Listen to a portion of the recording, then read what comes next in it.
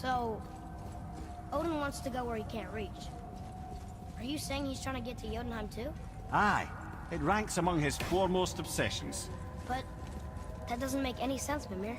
Oh? When did I stop making sense? You're saying Baldur tracked us down to find the way to Jotunheim. That was before we knew Jotunheim is where we needed to go. That's crazy. Except for one thing. You are headed for Jotunheim, so he was right. I'm so confused. Well then, clearly you've been listening. Wow.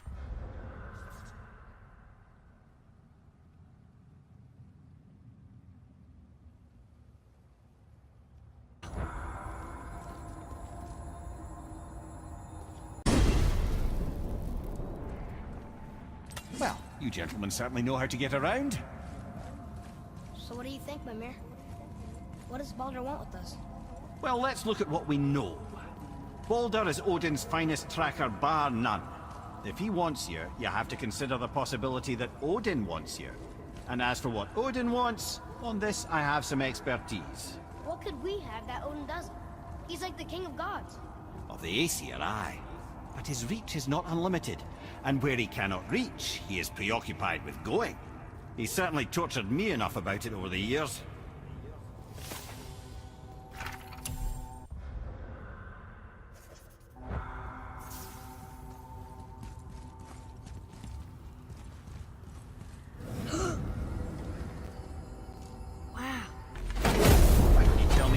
Began with Baldur. He just knocked on our door. Baldur of Asgard just knocked on your door? Yeah, he just showed up and started a fight. He said he wanted to know something. He said, I know what you are. Oh, well, we'll circle back to that later. What exactly did he want to know?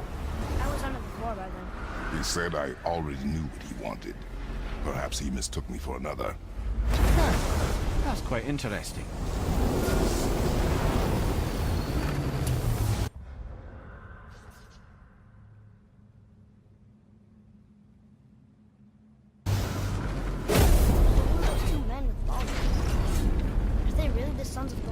Aye, Magni and Modi. Two bigger twits you won't likely find in the halls of Asgard. They'll do anything their uncle puts them up to. They are fools? Well, dangerous fools, to be sure. When they work together, they're formidable. But too often it's a petty competition. Terribly strong, even as children. I remember the time Hrungnir the Brawler fell upon Thor. Another time, Head. Aww.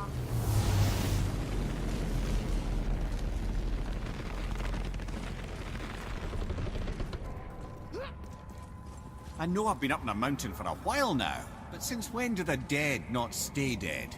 A little resurrection among friends is one thing, I can hardly complain. But it's as if hell itself is shambling into Midgard. Freya said the world was out of balance. That somebody meddled with forces. Oh, that's plain to see. And Odin is the king of meddlers. But I shudder to think what he did to cause this. Perhaps it involves the Valkyries. That'd be playing a dangerous game indeed.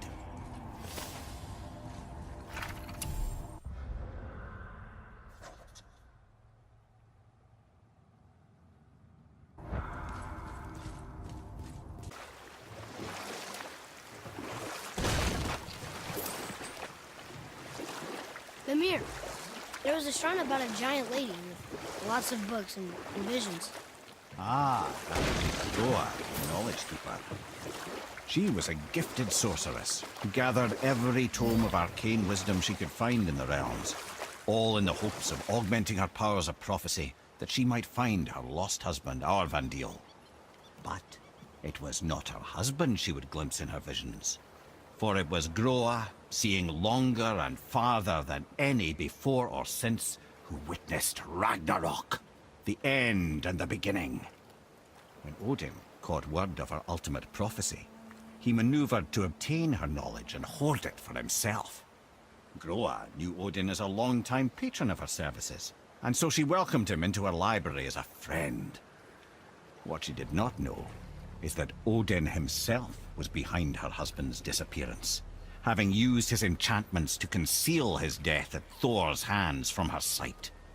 Smiling, jealous Odin took her by the throat, and with his very hands he stole her library and her life for his own. I always knew Odin was bad, but that's just... Ruthless, barbaric, heartless? That's Odin. In fact, we would do well to sit here in silence for the next few moments and reflect on Odin's capacity for cruelty. And so... Reflect longer.